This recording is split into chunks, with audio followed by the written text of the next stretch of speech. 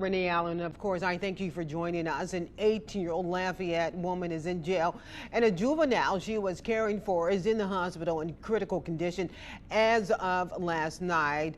Elijah Kennedy is now facing a charge of attempted first-degree murder.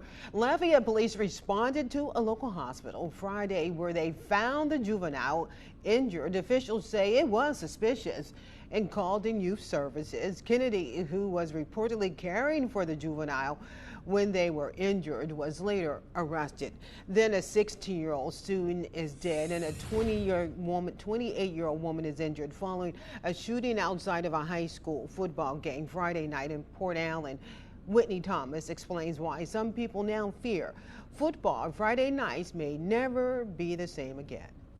The Port Allen Pelicans were playing their first official game of the season against Brewley High when shots were fired. The big question now for everyone is if the suspect had a target. We're working diligently around the clock. Investigators have been up last night following leads. We leaving no stone unturned, looking at every angle of this. Many people and loved ones took to social media disturbed, saying that Port Allen is a family-oriented city and incidents like this aren't normal. 28-year-old Brazier Davis also took to social media confirming that she was shot in the arm, but is okay and recovering. Just want to provide that justice for our victims, our families, our schools, our students, and ultimately our community. West Baton Rouge School Board released a statement saying that they are working closely with the sheriff's office. It was confirmed that there were deputies on the scene, but Groger says it may be time to reevaluate our security protocols.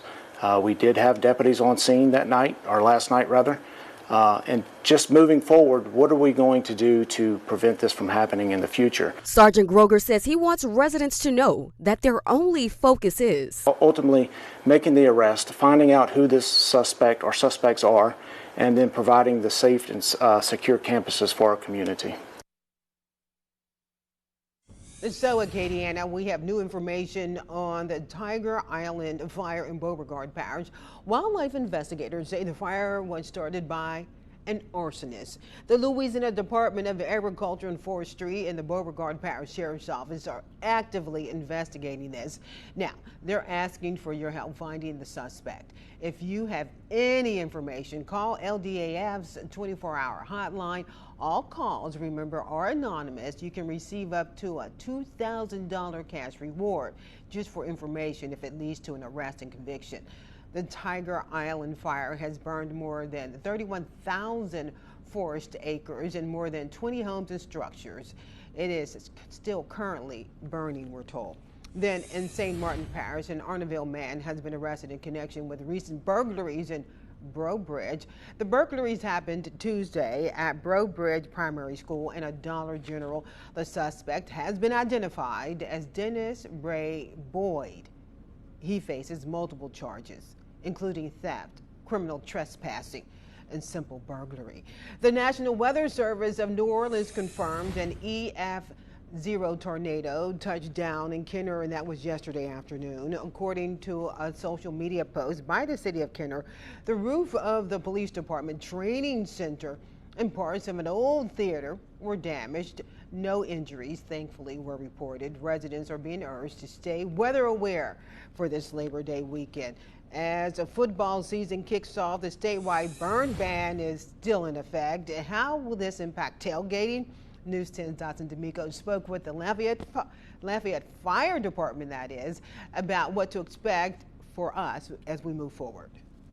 The governor's office as well as the state fire marshal are actually encouraging individuals who tailgate to not have anything with open flames. For the past several weeks, Louisiana has been in a drought, leaving the ground dry and very susceptible to catching fire.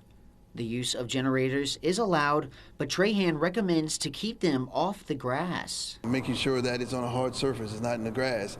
Also that it cools down before you even put it near anything that's grass. The University of Louisiana Lafayette posted a statement not allowing for open flame activities at tailgates like grilling, the use of fire pits, and using fireworks. Hayden Fobb is a UL student who says although it is inconvenient, he understands why it is necessary. Oh yeah, it's definitely reasonable. As a grown man, like I get it. We haven't had rain in a while. Fires are catching easy. Look up north and you can see like fires are going crazy. But like as a student, yeah, there's definitely room for disappointment. But I totally get it, and I don't blame them. And so, check this out.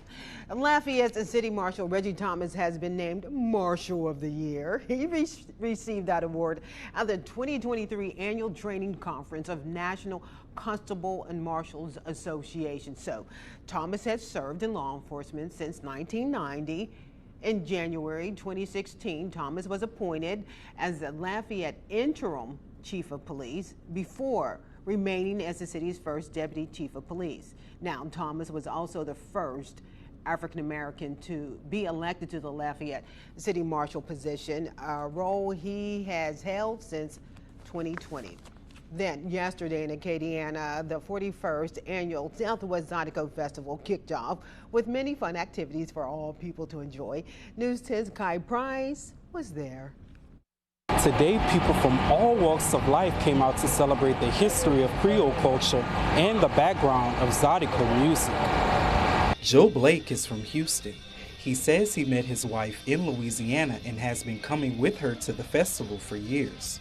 I was raised in Houston, and my wife, she's from Washington, Louisiana. And so when I met her, I've been with her almost 50 years.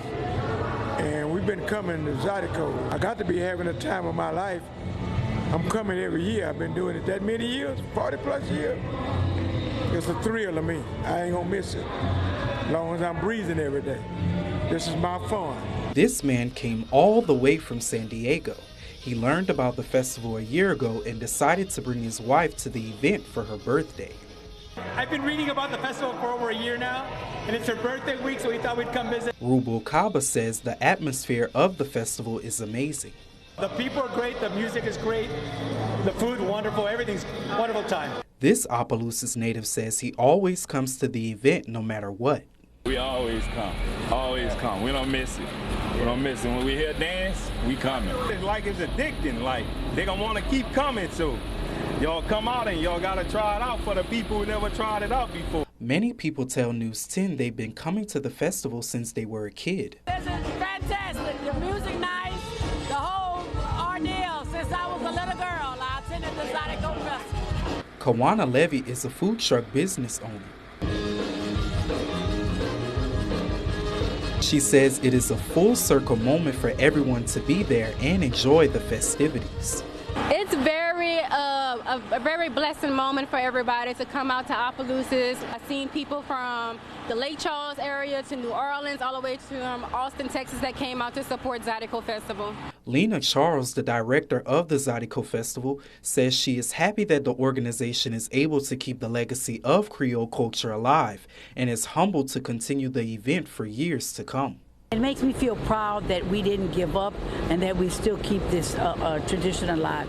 It also is very humbling, number one, that we are still honored to be able to carry this on.